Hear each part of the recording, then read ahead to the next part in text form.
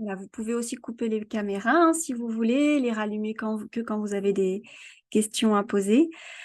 Donc aujourd'hui, le webinaire que j'ai proposé, c'était sur le thème des schémas hyperactifs en extension. Et si j'ai proposé ce thème-là, c'est parce que bon, déjà, c'est l'un des premiers motifs pour envoyer vers le kiné. C'est quelque chose qu'on voit beaucoup en kinésithérapie. Mais c'est aussi, je l'ai proposé parce que je trouve que c'est assez, au final, pas assez connu, pas assez précis dans les termes. Donc là, je vais expliquer un peu plus pourquoi. Il y a plein d'origines possibles et c'est pas encore assez clair, je trouve, dans le milieu soignant quand on en parle. Mais rien que le thème le plus courant pour en parler, on dit des enfants en hyperextension. Et déjà, rien que ce thème, je trouve qu'il n'est pas assez précis parce que l'hyperextension, pour moi, ça voudrait dire un enfant qui a un dos très creux, plus creux que la norme, hyperextension. Alors qu'en fait, quand on utilise ce mot-là, c'est parfois pour des enfants qui sont raides, parfois pour des enfants qui partent facilement en arrière, mais sans que ce soit en hyperextension. Enfin, on utilise ce thème-là pour plein d'enfants différents, pour plein de schémas différents. Donc, c'est aussi pour ça que j'ai parlé de... il y a Elisabeth, que je connais, qui arrive. C'est pour ça que j'ai choisi le thème que j'ai moi nommé, c'est mon thème à moi, après vous en pensez ce que vous voulez, de schéma hyperactif en extension. Parce qu'en fait, tous les bébés vont avoir des schémas en extension et c'est parfois sain, c'est normal, du moment que c'est harmonieux par rapport au reste et pas plus présent que la flexion. Enfin voilà, après, il y a des manières différentes de l'évaluer. Mais en tout cas, chez tous ces bébés-là, quand on dit des bébés en hyperextension, en fait, c'est pas forcément qu'ils sont en hyperextension. Certains sont en hyperextension, mais parfois, c'est plus qu'ils ont ces schémas en extension trop actifs. Et de plein de manières différentes. On va après détailler tout ça. Donc, c'est pour ça que j'ai choisi de faire ce webinaire et c'est aussi parce que en fonction du bilan et de la façon dont ce bébé va avoir un schéma hyperactif en extension, eh ben, les prises en charge ne seront pas les mêmes. Et ça, souvent, c'est pas encore assez connu. Hein. Parfois, peut-être maintenant plus facilement, c'est kiné directement, mais parfois la kiné, et même souvent, c'est pas suffisant. Et voilà, donc on va parler de tout ça pendant ce webinaire. Alors, je vais mettre en mode diaporama. Donc moi, je m'appelle Rebecca Bardet, je suis kinésithérapeute spécialisée en neuropédiatrie. Hein. Je suis en pédiatrie, mais je suis même plus spécialisée en neuropédiatrie et douleurs chroniques. Je continue aussi avec les patients douloureux chroniques. Je travaille avec la méthode Feldenkrais et les techniques d'intégration des réflexes archaïques, donc autant en pédiatrie qu'avec les patients douloureux chroniques.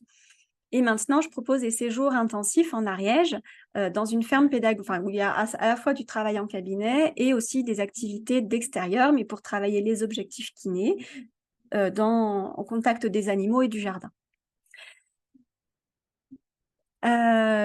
Donc, le schéma, on va revenir un peu plus sur ce schéma hyperactif en extension.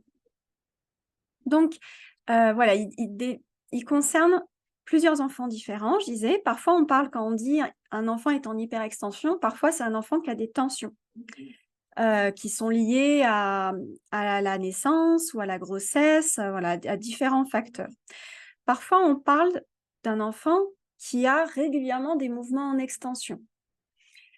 Ça peut être aussi des enfants qui sont réellement en hyperextension, avec le dos très creux, et voire même, il y a un terme qui est encore plus, mais très spécifique, c'est les mouvements en opistotonos.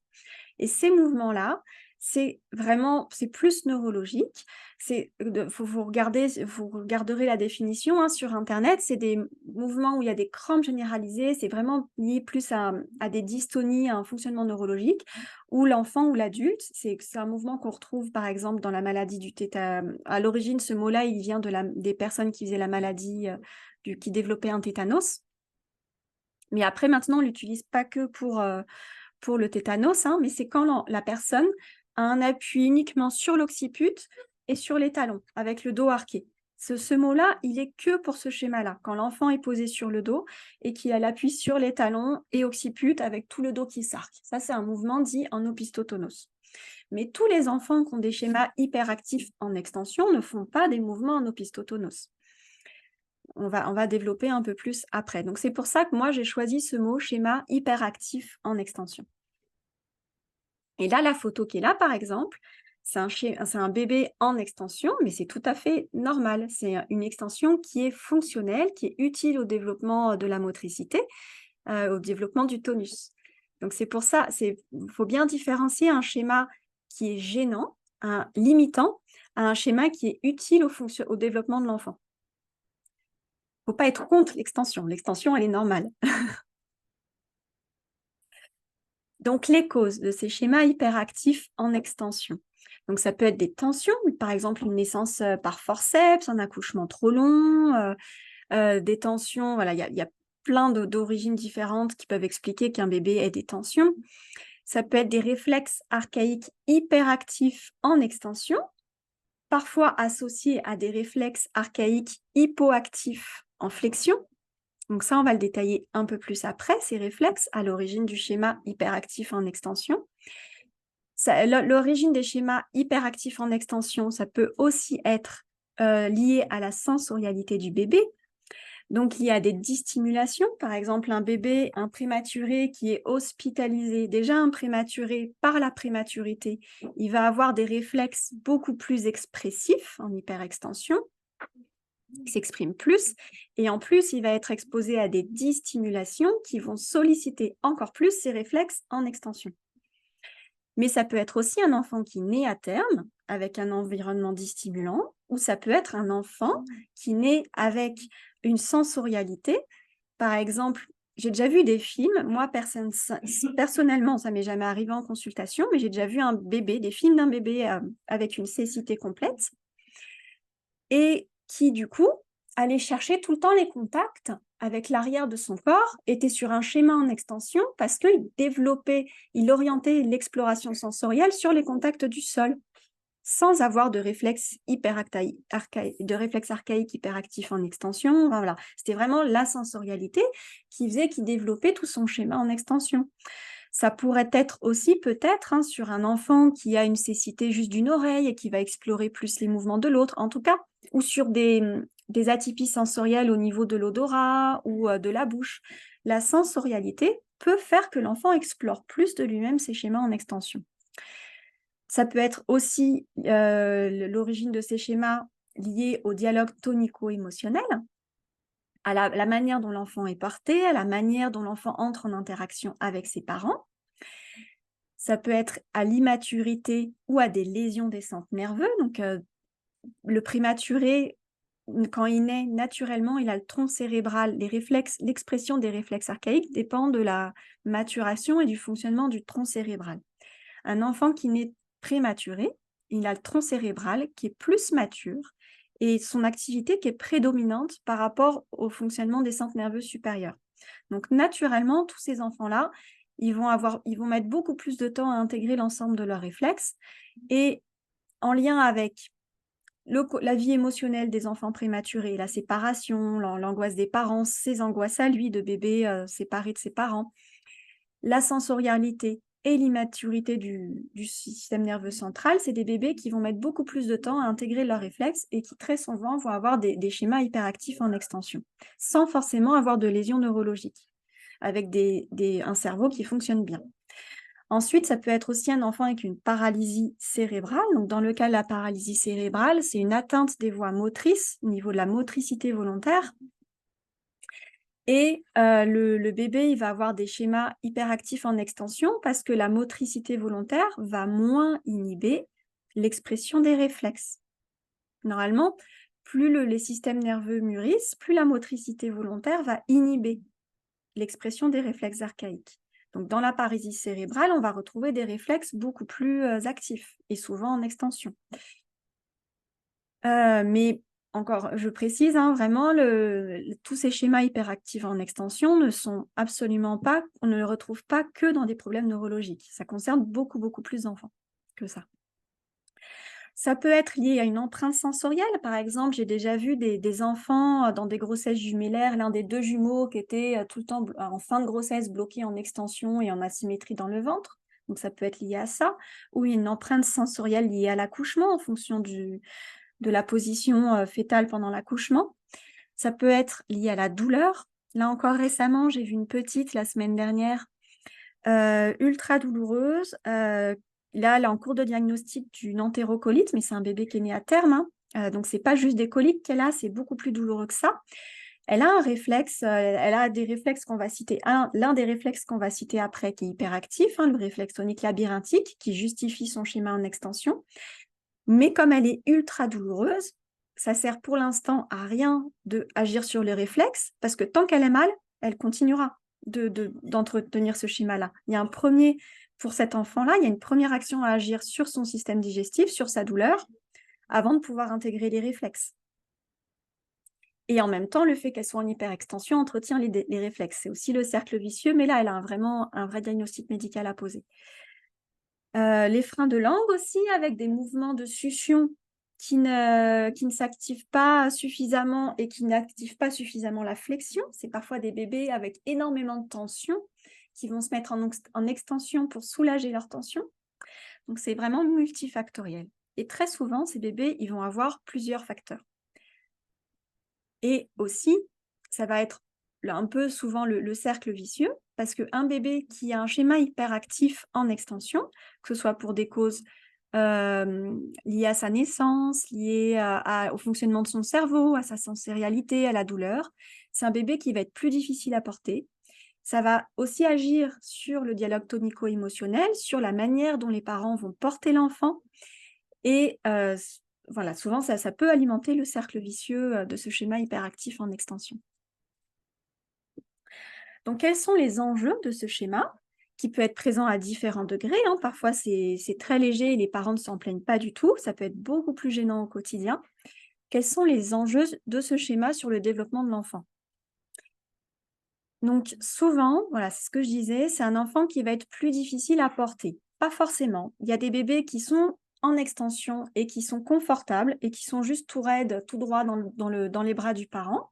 Et si le bébé ne pleure pas et qu'il n'est pas inconfortable, en général, les parents vont juste continuer de le porter comme ça. Et voilà, ça ne va pas forcément être entraîné de cercles vicieux plus forts que ça.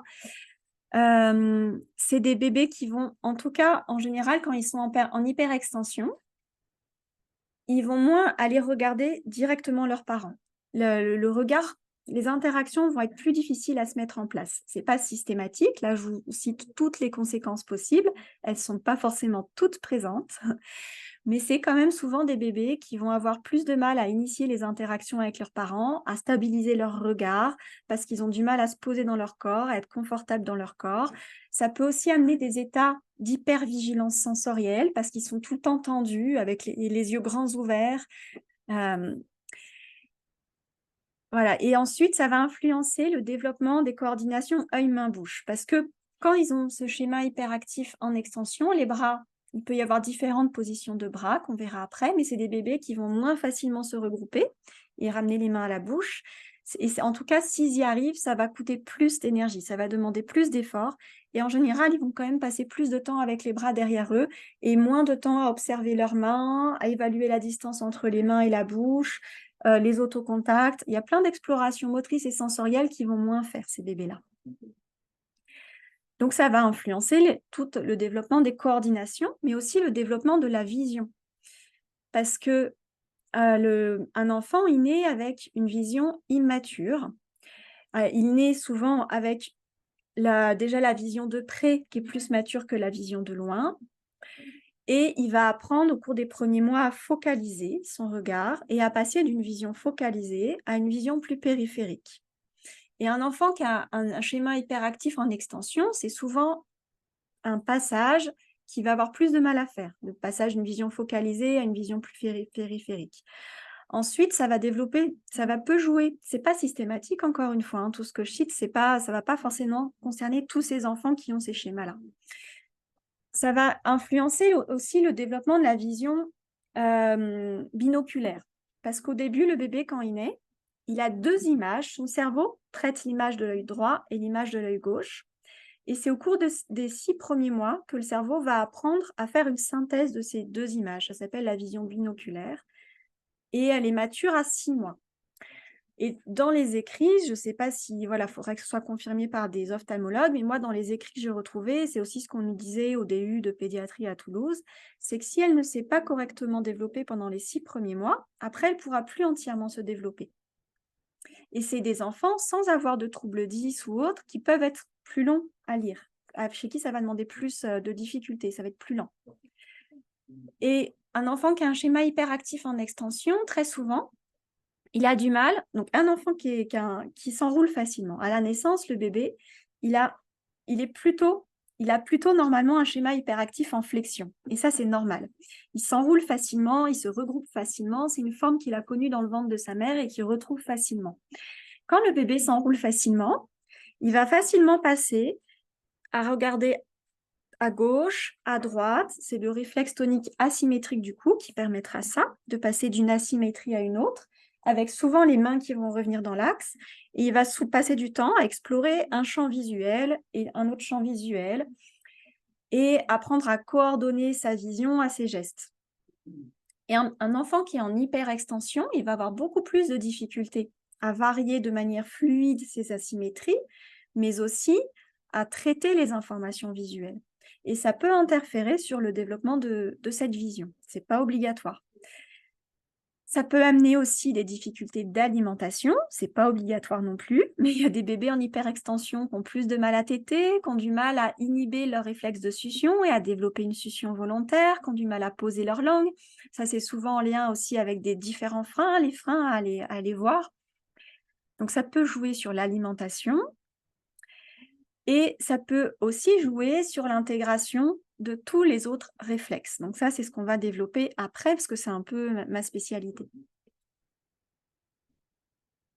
Donc, les enjeux sur le long terme, ça va être sur l'ensemble des apprentissages. Et encore une fois, il y a des enfants avec un schéma hyperactif en extension qui vont avoir aucune difficulté d'apprentissage.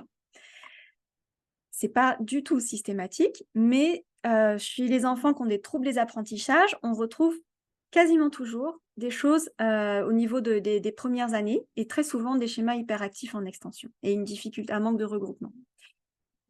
Donc, ça peut jouer sur la vie émotionnelle et les relations parce qu'un bébé qui est en extension va avoir plus de difficultés à s'apaiser, à se détendre, à trouver du confort dans son corps et plus de difficultés du coup à amorcer les relations sur une base de confort en lui, une zone de confort en lui. Donc, ça peut influencer sur la posture, le confort corporel et aussi sur les enjeux orthopédiques. Donc, par exemple, il y a beaucoup de ces enfants qui ont un schéma hyperactif en extension quand ils n'auront aucune prise en charge, parce que là, pour l'instant, ces dernières années, je trouve qu'ils sont quand même le plus rapidement envoyés en kinésithérapie. Mais il y a encore des enfants avec un schéma hyperactif en extension qui n'ont pas de kinésithérapie et qu'on voit plus tard parce qu'ils marchent sur la pointe des pieds. Et dans ces enfants-là qui marchent sur la pointe des pieds, il y a des enfants qui vont avoir besoin, sans spasticité, sans trouble neurologique, qui vont avoir des conséquences orthopédiques, voire des opérations pour allonger les tendons d'Achille. Donc ça c'est vraiment une petite partie des enfants avec ces schémas hyperactifs en extension, mais c'est quand même des conséquences possibles. Donc, chez l'enfant plus grand, comment on va remarquer ces schémas hyperactifs en extension? Ça ne va pas forcément être des enfants qui se tiennent comme ça, parce que c'est plus adapté. Enfin, en tout cas, le développement de la vision fait qu'ils arrivent à regarder en face. C'est des enfants qui peuvent courir bizarrement, comme le schéma hyperactif en extension va gêner l'intégration de d'autres réflexes, je vous expliquerai ça après.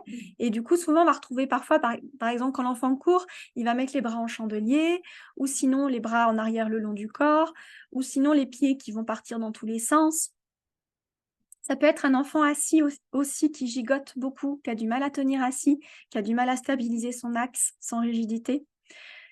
Voilà, ça c'est plus facile à le deviner, des enfants avec le dos creux, la tête en arrière quand ils dorment, dans leur sommeil.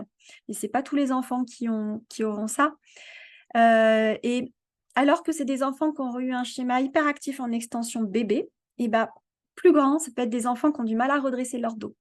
Et ça, je vous expliquerai pourquoi après. La marche sur la pointe des pieds, ça c'est quelque chose qu'on voit beaucoup, avec les conséquences que ça a sur la posture et le développement du squelette. Voilà, les genoux verrouillés en hyperextension, voilà, là je ne vous cite pas toutes les conséquences, mais ça c'est celle qu'on rencontre le plus couramment. Donc là, je vais vous présenter 3 réflexes à l'origine de ce schéma hyperactif en extension. C'est les 3 principaux réflexes qui vont expliquer ce schéma-là. Et encore une fois, c'est pas...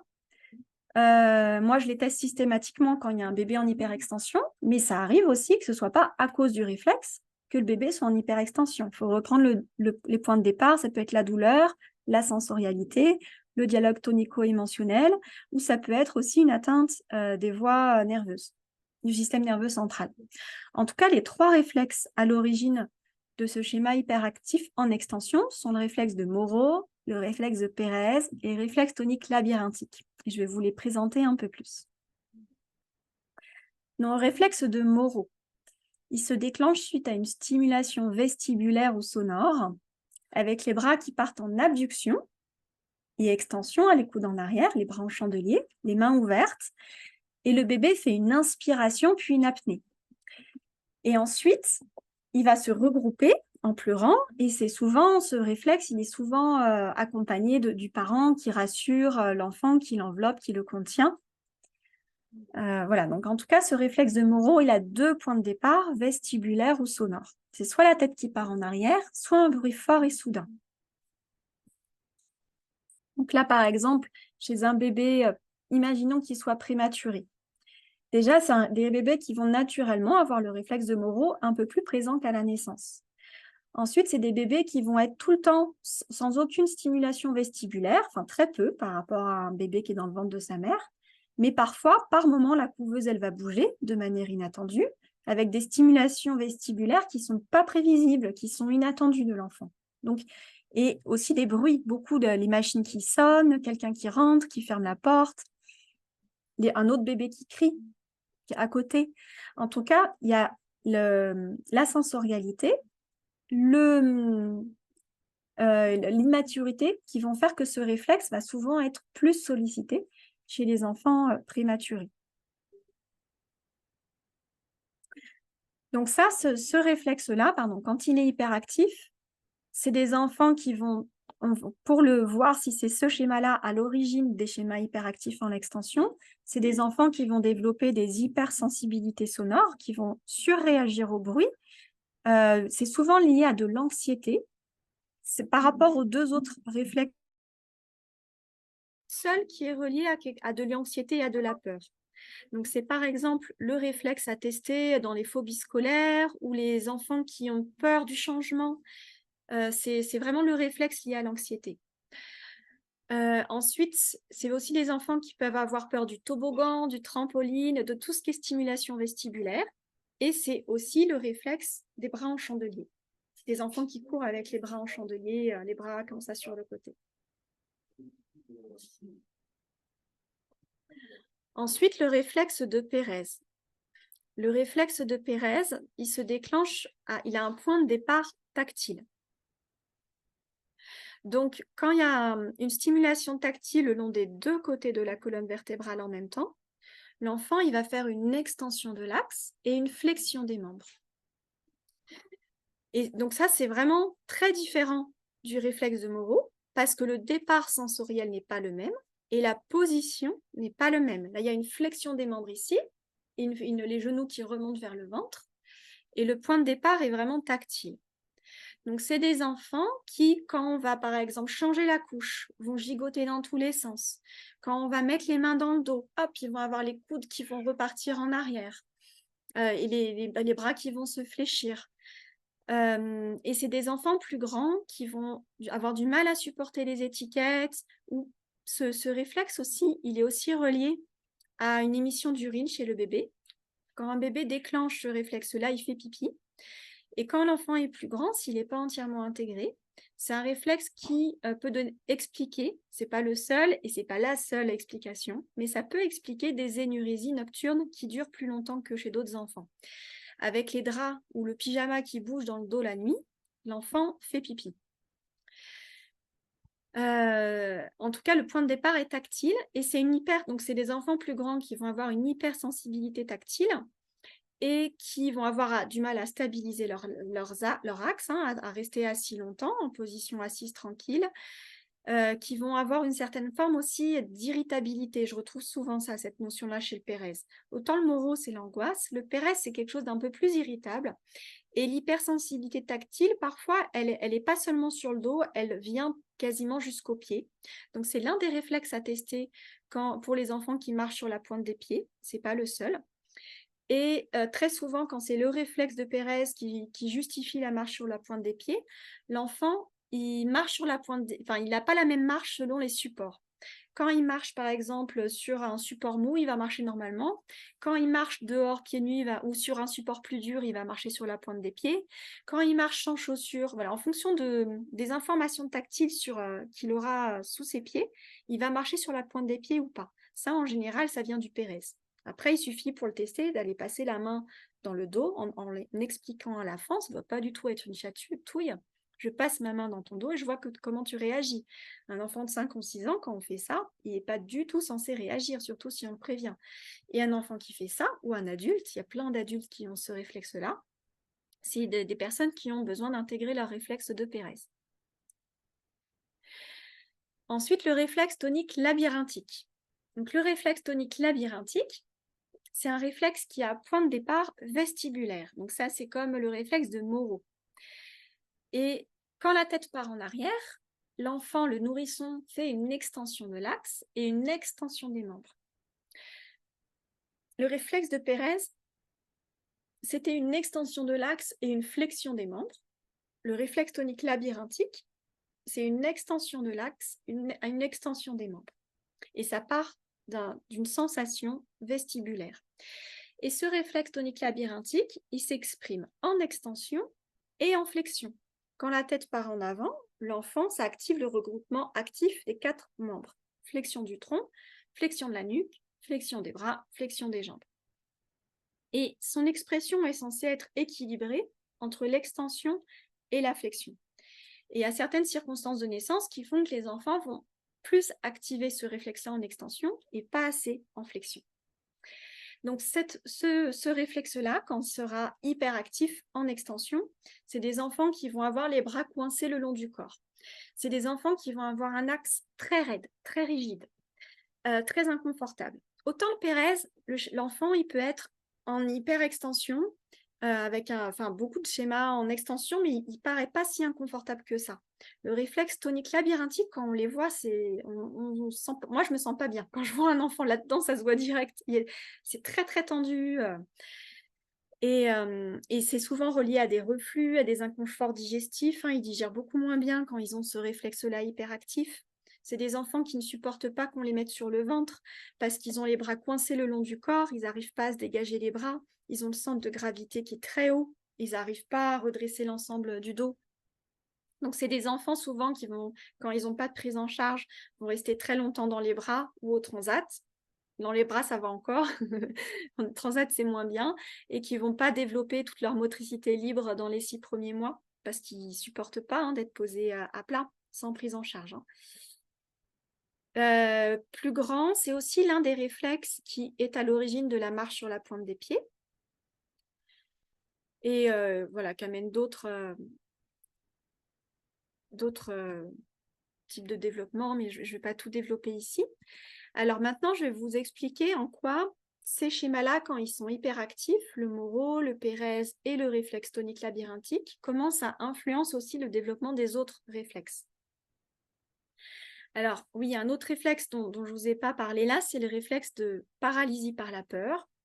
Ça, c'est un réflexe qui peut être présent chez les bébés qui ont été hospitalisés, qui ont eu beaucoup de distimulation sensorielle, voire de stimulation nociceptive.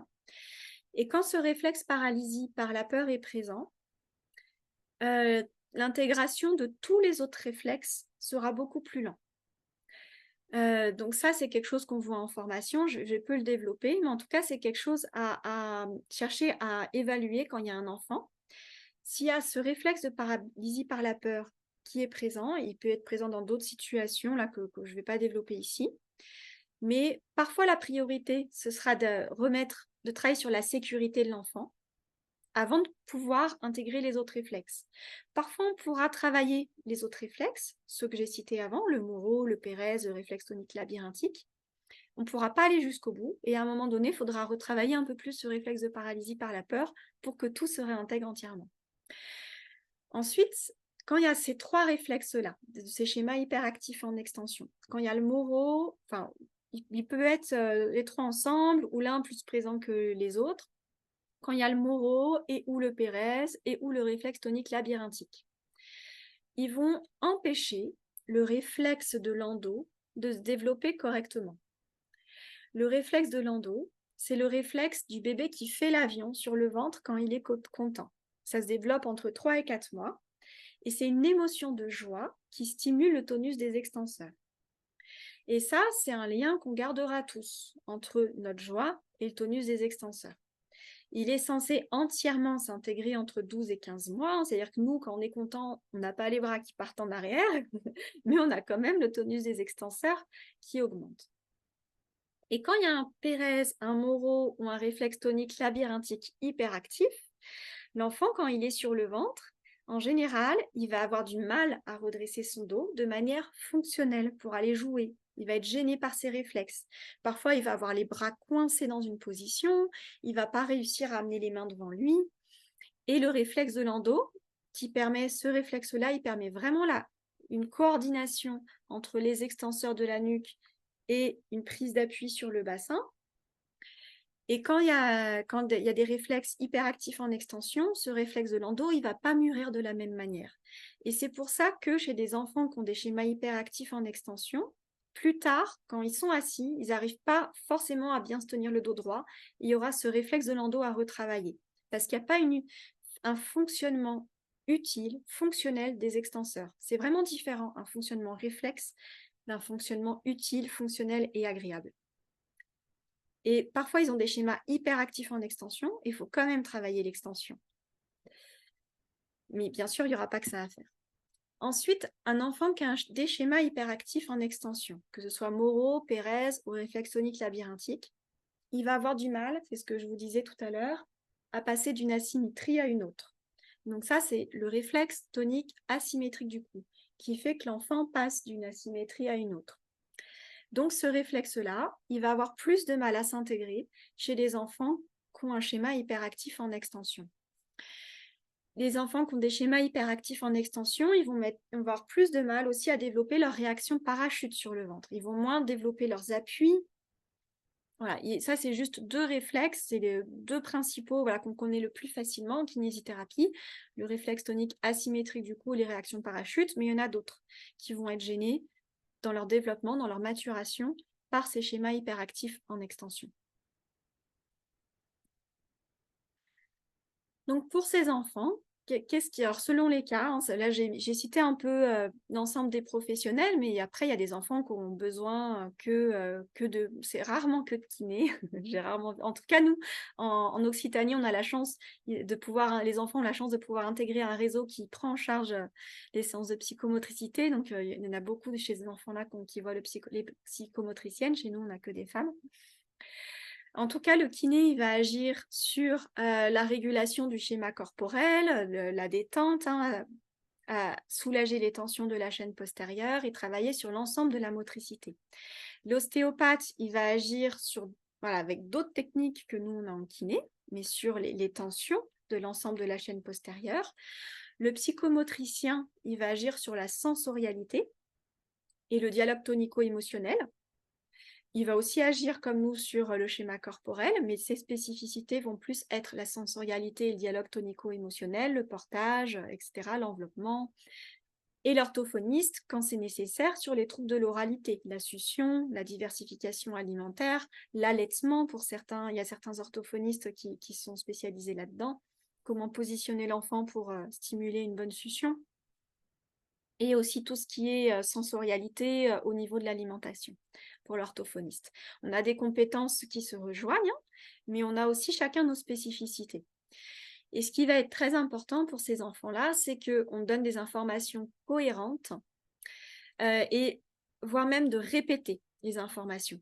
parce que c'est des enfants qui vont, par exemple, être plus difficiles à porter. Et s'il n'y a que le kiné qui dit il faut porter comme ça, enfin voilà, qui accompagne sur le portage, parfois c'est beaucoup plus utile pour ses parents d'avoir plusieurs professionnels qui vont dans le même sens, qui répètent l'information mais de manière différente, et ça permet une meilleure assimilation aussi. Moi, je me souviens par exemple des enfants qui ont un réflexe tonique labyrinthique hyperactif. C'est des enfants très souvent qui vont être mis debout. Ils sont tellement raides qu'à 3 mois, l'enfant dit regardez, les parents disent regardez, il tient debout. Il tient sa tête très tôt, le bébé qui a un réflexe tonique labyrinthique hyperactif. Et moi, souvent, quand je suis seule à dire c'est mieux, votre enfant, c'est très bien, il tient sa tête, il tient déjà assis à 3 mois, mais c'est trop tôt. Là, le but, ça va être qu'il arrive mieux à se poser sur vous, à s'enrouler, etc., à se détendre. Si je suis la seule à le dire, c'est pas toujours intégré. Quand il y a la psychomotricienne qui reprend derrière, ou l'ostéopathe, c'est beaucoup plus facile d'entendre plusieurs fois la même information de plusieurs professionnels différents. Surtout qu'on n'a pas forcément la même manière de le dire. Et voilà. Mais ce qui est important, c'est qu'on reste quand même cohérent et d'échanger sur ce qu'on a dit à l'enfant, hein, pour qu'on reste cohérent entre nous. Enfin, ce qu'on a dit aux parents, pas à l'enfant. Ensuite, au niveau technique, qu'est-ce qu'on peut proposer à ces enfants qui ont un schéma hyperactif en extension? Donc, c'est vraiment beaucoup de techniques différentes. Et moi, c'est ça concrètement qui m'a motivée à faire ce webinaire, c'est que pour avoir échangé voilà, avec d'autres professionnels, je me suis dit, mais c'est pas... voilà, ce qui est classiquement proposé, c'est l'allongement de la chaîne postérieure, et c'est très bien, mais c'est largement pas suffisant. Détendre aussi, ça c'est très souvent fait avec des séances d'ostéopathie, avec tout le travail par exemple sur les chaînes musculaires que présente Busquet. Voilà, ça c'est quelque chose qui est assez connu, l'allonger la chaîne postérieure. Après, les portages aussi, hein, les installations, les portages font beaucoup partie de ces prises en charge. Mais après, il y a tout le travail à faire sur la sensorialité, sur l'activation des schémas antagonistes et des techniques spécifiques à chaque réflexe. Et il y aura des manières différentes de proposer ces techniques-là aux nourrissons, à chaque âge de développement en fait. Ce sera les mêmes techniques, mais proposées différemment en fonction de l'âge du développement de l'enfant. Par exemple, un bébé qui a un schéma hyperactif en extension, il faut aussi aller activer son schéma en flexion. Il ne suffit pas de détendre, il faut aussi lui permettre de trouver l'autre chemin. Et très souvent, mais ça concerne autant le Pérez, le Moro que le réflexe tonique labyrinthique, c'est des enfants qui vont avoir les omoplates très en arrière. C'est des enfants qui vont manquer de dissociation des ceintures, de mobilité des omoplates, voire même au niveau, qui vont avoir une motricité moins riche au niveau des rotations de hanches ou dans les pieds. Et il y a vraiment toute la motricité globale à retravailler dans les 3 plans de l'espace et pas juste dans le plan de la flexion-extension. Il y a aussi, comme je disais tout à l'heure, ce qu'il y a à revoir, c'est à redévelopper une extension fonctionnelle de l'axe. Il faut aussi retravailler au niveau manuel et au niveau moteur le réflexe de Landau, l'intégration du réflexe de Landau. Donc en fait, il y a beaucoup de pratiques à proposer à ses parents. Il y aura aussi des portages différents à proposer si c'est un réflexe tonique labyrinthique.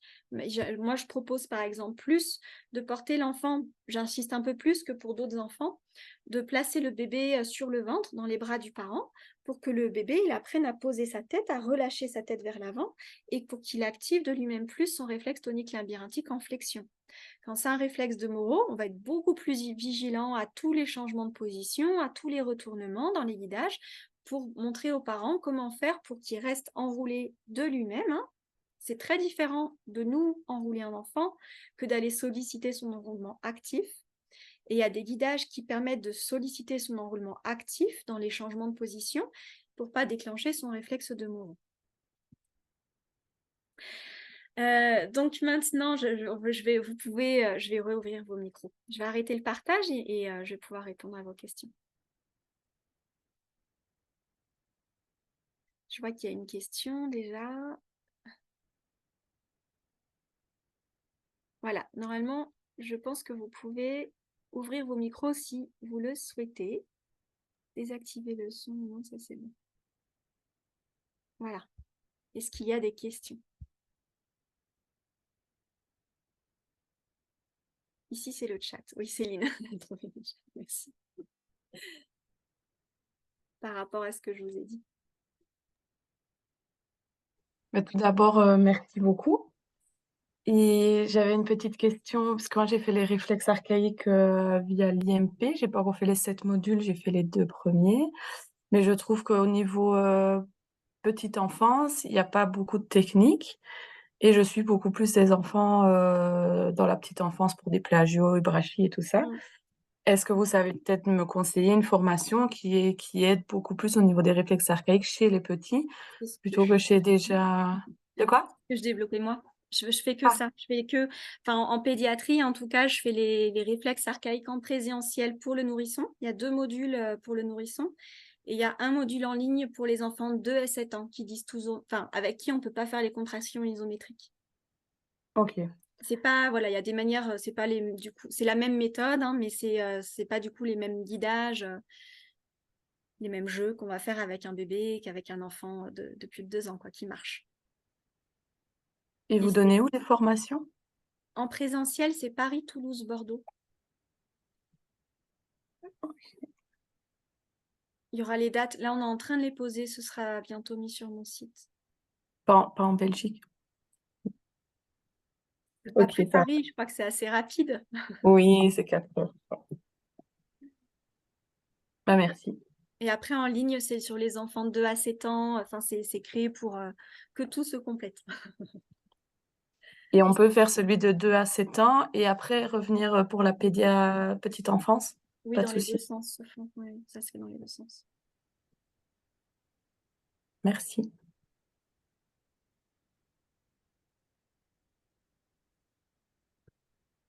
Ah, il y a quelqu'un qui parle, mais sans le micro. C'est Françoise. J'ai essayé d'activer le micro. Il faut que tu actives ton micro, Françoise. Je crois que je l'avais fait. Ah, il s'est redésactivé. Ah, voilà. Oui.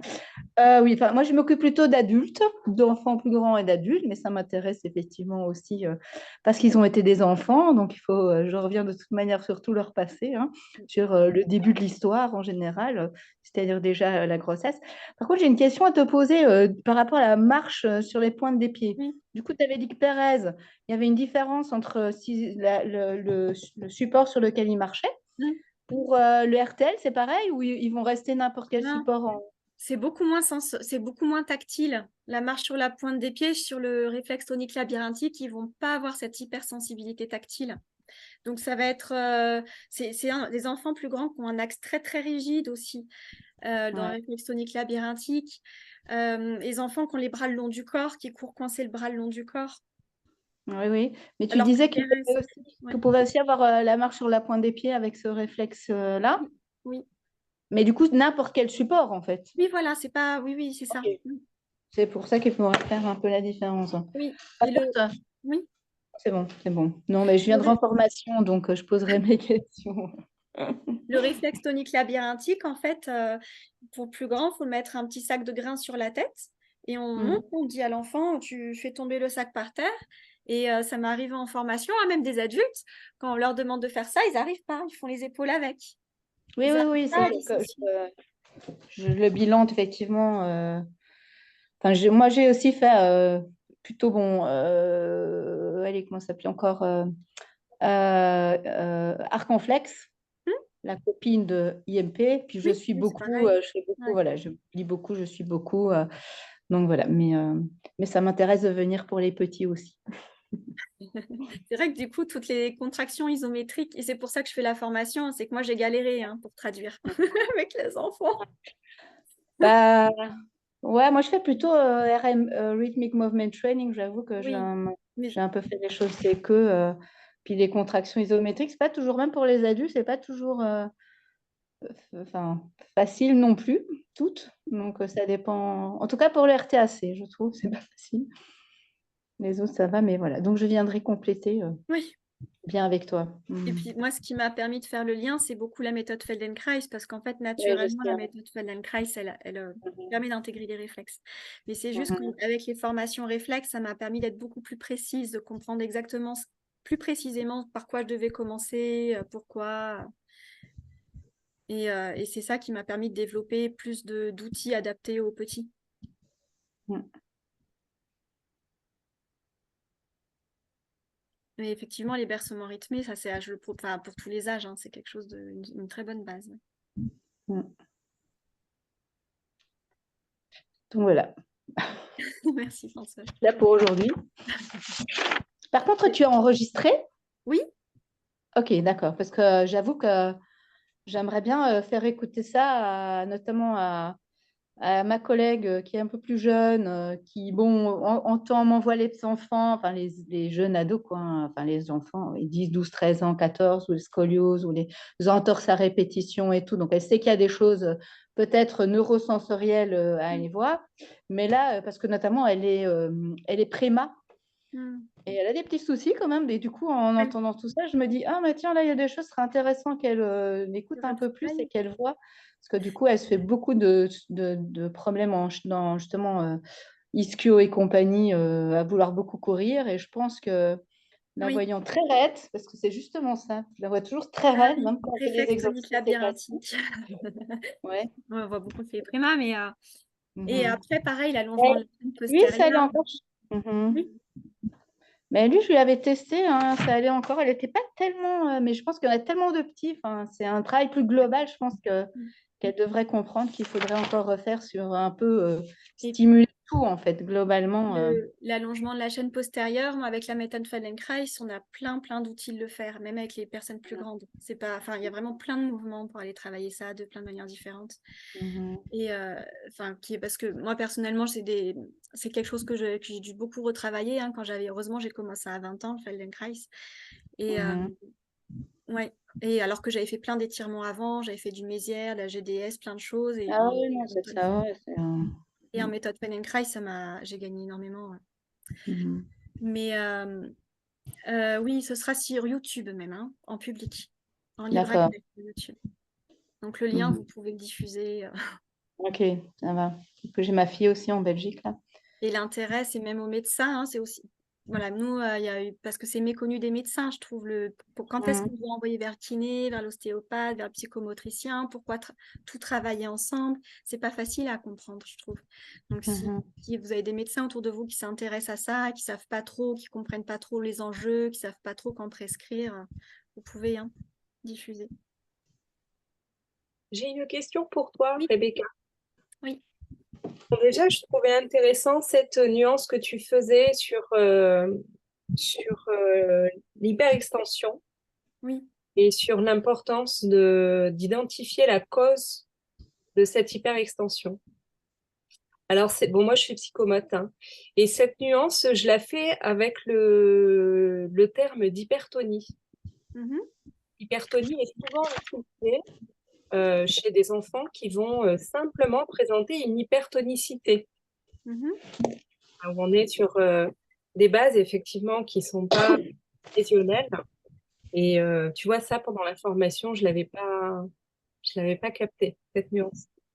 Et du coup, je me demandais, sur la partie que tu as décrite, inhiber ces schémas hyperactifs en extension, Mm. est-ce qu'il y a des différences dans l'accompagnement en fonction de l'origine de l'hyperextension? Ah oui, ben oui, c'est pour ça, au niveau de si c'est plus sensoriel, il faudra plus de désensibilisation ou d'ajustement de l'environnement sensoriel. Si c'est au niveau émotionnel, le point de départ de ces schémas, bah, il y aura peut-être plus même l'intervention d'un psychologue ou une orientation vers un CMP ou autre. Et puis, en restant juste kiné, en fonction du réflexe qui déclenche le schéma en extension, c'est pas les mêmes techniques.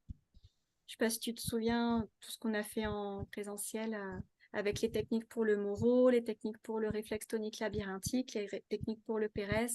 C'est pour ça que ça demande vraiment d'aller identifier qu'est-ce qui est à l'origine de ce schéma. Ok. Et quand on est... Alors attends, hein, je reprends un petit peu mes notes. Voilà. Quand on est sur de l'hyperextension qui est lésionnelle, Oui. voilà, donc on met ça d'un côté. Il y Mm. a des hyperextensions qui peuvent... Est-ce qu'il y a des hyperextensions tiens, tu vois, par exemple, quand tu parles de naissance avec forceps, euh, le parallèle, c'est quoi en fait finalement? Est-ce que enfin, j'ai l'impression qu'il y a des choses qui se répètent un peu, tu vois, j'essaie de faire des liens. Euh, Si on a par exemple des empreintes toniques liées à un accouchement difficile, Oui, ces empreintes-là, il faut les traiter comment? pensez, Est-ce qu'on oui. est-ce qu'on les traite avec les conséquences que ça peut avoir sur la non-intégration d'un réflexe qui doit se déclencher à ce moment-là? Est-ce qu'on les traite sur un autre niveau, tu vois? En fait, oui, si ça jouait la manifestation des réflexes, il faudra travailler sur le réflexe. Si Voilà. si l'accouchement a plus sollicité un réflexe tonique asymétrique du coup que d'un côté, il faudra Ouais. faire des guidages dans la motricité pour que l'enfant il arrive à passer d'une asymétrie à une autre. Si, par contre, c'est vrai que pour ces naissances qui amènent beaucoup de tension au niveau cervical, quand l'enfant il reste coincé dans le bassin ou quand il y a des forceps, ça va être aussi beaucoup de techniques manuelles, de Ok. l'ostéopathie, des fascias, du tissulaire. Ce ne sera pas que les réflexes. Et du coup, sur les hyperextensions qui sont d'origine neurologique, Oui. on part sur quoi? Et quand c'est neurologique, il faut voir s'il y a un réflexe qui est hyperactif. Parce que parfois, c'est un réflexe tonique labyrinthique, enfin, ou Pérez, n'importe, hein, mais on peut faire le même travail qu'avec les autres enfants sur les réflexes, sachant que ce sera plus long. Moi, il y a un enfant aussi que j'ai vu avec une hypoxie à la naissance. Et en fait, il avait des mouvements tout le temps, des sortes de, je ne sais pas si on appelle ça des crampes synchronisées, ou je sais plus, il y a un terme pour ça, mais il avait tout le temps des mouvements en extension comme ça, qui survenaient pendant ces moments de motricité libre. Et c'était pas lié à un réflexe archaïque, c'était encore autre chose. Et lui, ce qui le soulageait beaucoup, c'était les bercements rythmés. Mmh. Mmh. Ça, c'est ce que je montre beaucoup à tous les parents. Les bercements rythmés, ça va être commun quasiment pour tous les enfants, à partir du moment que l'enfant aime ça, mais j'ai pas encore vu d'enfant qui n'aimait pas ça. Mais c'est vrai que voilà, quand il y a des lésions neurologiques, c'est pas forcément que le réflexe à l'origine de ces mouvements en extension. Il y a parfois plus que ça. Donc finalement, un enfant qui arrive avec des lésions neurologiques, si on imagine une arborescence au niveau des étapes nécessaires à explorer avec l'enfant, Oui, on va mettre les réflexes, on va certainement mettre, d'après ce que tu dis aussi, tout ce qui est de l'ordre de la sensorialité, c'est-à-dire comment le bébé traite les informations sensorielles, comment elles sont enregistrées au niveau cérébral et finalement comment elles sont répercutées au niveau de la motricité. Il y aurait l'entrée au niveau du dialogue tonico-émotionnel aussi, parce que souvent ce sont des bébés qui ont du mal à être portés, ou alors qui sont complètement mous et qui ne se portent pas et qui, les mamans, on voit, hein, elles ont beaucoup de mal à les envelopper, à mettre en forme un portage. Ok. Ce que j'entends en fait finalement, c'est qu'avec un enfant qui a des troubles neuraux, il y a plusieurs portes d'entrée. il y a tout. Hein, c'est ça. Voilà. Hein. Oui, c'est ça. Les enfants qui sont pas neuro, parfois il y a juste une ou deux portes d'entrée. Un enfant neuro, Très il fait tous intéressant. les plans, ouais. Mais c'est vrai que les bercements rythmés, moi je trouve que c'est un peu une base où quand on commence par ça, après l'enfant, je parle pour les enfants qui ont des troubles neuro, hein, si je pense à tous les enfants que je vois, et ben, je commence quasiment à chaque séance par des bercements rythmés pour ensuite qu'ils soient plus disponibles sur tous les autres plans. Il y a quelque chose où ça apaise le système nerveux, où ils sont pas gênés par ces crampes qui arrivent, par ces mouvements désorganisés, et après on peut faire plus facilement le reste. Ok. Merci, Priscilla. Merci pour ta réponse. Est-ce que vous avez d'autres questions? Vous pouvez dire bonjour tout le monde. Je suis arrivée, j'ai sauté un peu en cours. Je voulais revenir avec toi, Rebecca, rapidement. Comme je suis ostéopathe, pour le coup, Je reconnais. sur l'intervention des ostéos sur les extensions, Ouais. je ne sais pas s'il y en a d'autres là aujourd'hui. C'est vrai qu'en ostéo, on peut travailler sur tout ce qui est tension postérieure au niveau du dos. Mais je pense notamment aux bébés, effectivement, comme tu disais, qui sont un peu RGO, qui sont très gênés au niveau de la partie antérieure et viscérale. Quelquefois, en ostéo, avec les techniques ostéo, justement, on arrive à détendre suffisamment la partie viscérale pour leur permettre de se réenrouler, en plus de la bord dorsale, en fait. Souvent, on Oui, travaille le viscéral en premier, finalement. oui, oui, Ouais. non, c'est Ce qui est important. super complémentaire avec le reste. Enfin, Mm. voilà. C'est vrai que souvent, après une séance d'ostéopathie, moi, quand je travaille en kiné, bah, il y a plein de réponses qui sont plus faciles, qui viennent qui sont différentes, des réponses motrices qui sont plus faciles à solliciter après une séance d'ostéopathie. Mm, mm. Voilà. Merci beaucoup en tout cas pour la webconférence. C'était super chouette. Les bébés en extension, c'est en Ouais. ostéo, j'en vois. Ouh là Ouais. là. Donc c'est vrai que c'est top d'avoir. Peut-être qu'en ostéo, ça peut te permettre aussi de dire, ça vaudrait le coup de... Parce que parfois, il y a des parents qui n'ont pas de prescription kiné ou psychomote, et ça peut Ouais. permettre de dire, non, là, il faudrait autre chose Mais Ok. souvent, je professionnel. renvoie souvent de toute façon. Mm. Ouais. Mm. Ouais. Et du coup, moi, je profite que tu sois ostéo pour te poser une question, Oui. si Rebecca permet. Bien sûr. Merci.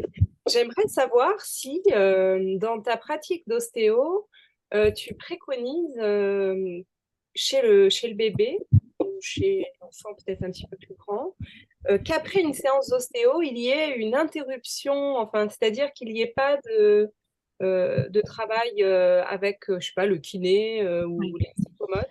Et en fait, je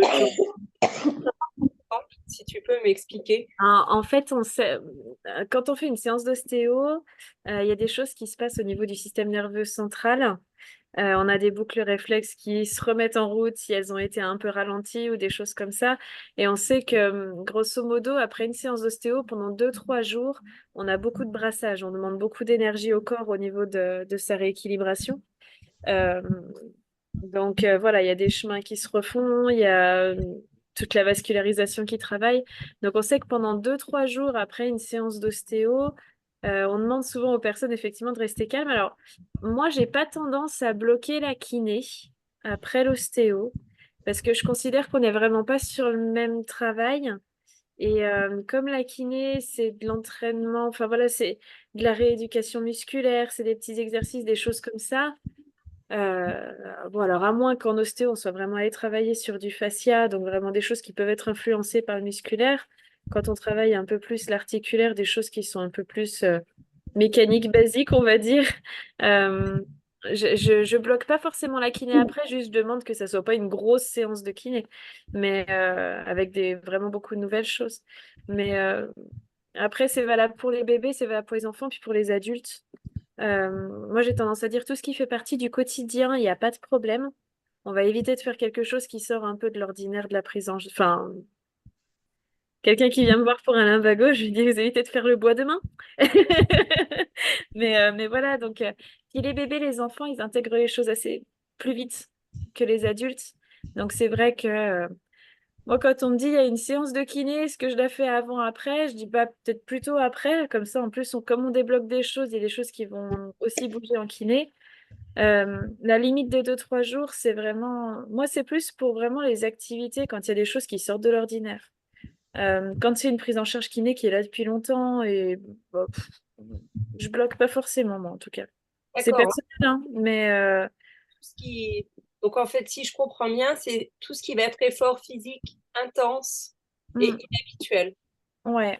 Tout ce qui risque, en fait, de faire bouger, parce que quand on modifie une posture, quand on manipule en ostéo, on prend en compte que bah, les ostéos, justement, nous, les patients, ils viennent pas nous voir plusieurs fois par semaine. Donc, en fait, on travaille sur quelque chose qui a un instant T, qui est bloqué, qui a été débloqué, mais l'empreinte du blocage est toujours là. Donc, en fait, on va essayer de pas faire des choses qui sortent trop de l'ordinaire pour pas remettre, Et, ramener du blocage. Mais enfin, sur du suivi kiné, en général, on va pas vers le risque de blocage dans tous les cas. et Euh, psychomote. alors, psychomote, je connais moins le boulot de psychomote. Donc, je saurais pas forcément dire. J'ai la chance de travailler dans une super équipe, mais où on a peu de psychomotes. Euh, Après, la psychomote, faudrait que j'en sache plus Et ouais, sur le boulot de psychomote parce que c'est difficile à dire. Mais psychomote, quand c'est pour intégrer des psychomotes, elle intègre des choses en fonction de l'environnement, il me semble. Il y a des, je on sais est, plus. on est beaucoup dans le sensoriel, Ouais, euh, beaucoup aussi dans le dialogue tonico-émotionnel. Donc, on va mobiliser aussi tout ce qui est psychique. ouais. Voilà, en gros. Après, je ne sais pas si c'est suffisant pour toi pour que tu te représentes vraiment une séance. Après, il y a toute une partie qui ressemble aussi pas mal à ce que fait le kiné. Mhm. Pour moi, en psychomote, non, ça bloquerait pas forcément. Alors, c'est vrai qu'après, des fois, sur les séances d'ostéo, les gens, quand on a un blocage, on a un lien émotionnel dessus. Donc, du coup, quand on débloque, boum, ça part en. Donc, à voir. Mais une séance d'ostéo qui se passe tranquillement, où il n'y a pas de gros mouvements émotionnels, on va dire, qui se passent, la psychomote derrière, non, ça me gêne pas. C'est peut-être juste que ça fasse pas trop sur une même journée de. Mais non, ça me gêne pas, non.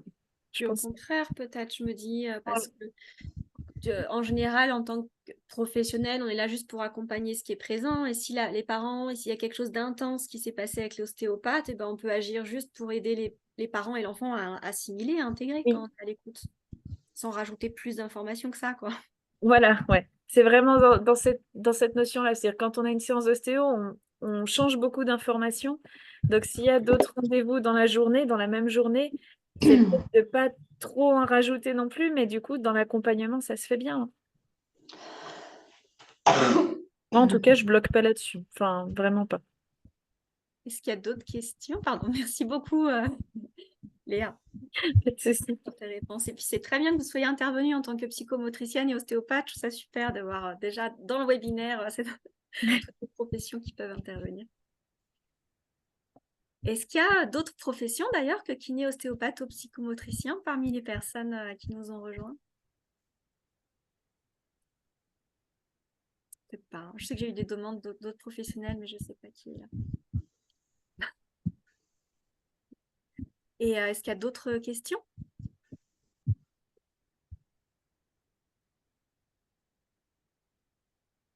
Ok. Apparemment non. En tout cas, je vous remercie beaucoup pour votre attention et le replay, je vous l'enverrai, je l'envoie par mail, hein, le replay. Alors, les personnes qui sont pas sur Facebook, qui étaient sur Facebook, si vous voulez les replays, il faudra m'envoyer un mail ou un message. Je suis toujours sur Instagram, ils ne m'ont pas bloqué. C'est une erreur hein, sur Facebook, je pense qu'ils vont bientôt me réouvrir, mais je ne sais pas quel délai ça va prendre. Et vous trouverez mon adresse mail sur le site rebecca-bardet.fr. Ah oui, j'ai votre adresse mail. Ça, j'ai eu le temps de le noter avant qu'ils me bloquent. Ils m'ont prévenu 2 heures avant. Je vous mets dans le chat. Voilà, et j'ai mon adresse mail sur le site. Mon adresse mail, c'est bardet-rebecca, tout attaché en minuscule, yahoo.fr. bardet-rebecca@yahoo.fr. Et du coup, je vous enverrai le replay, enfin le lien vers le replay qui sera sur YouTube en libre accès. Et voilà, vous pouvez diffuser l'information comme vous le souhaitez.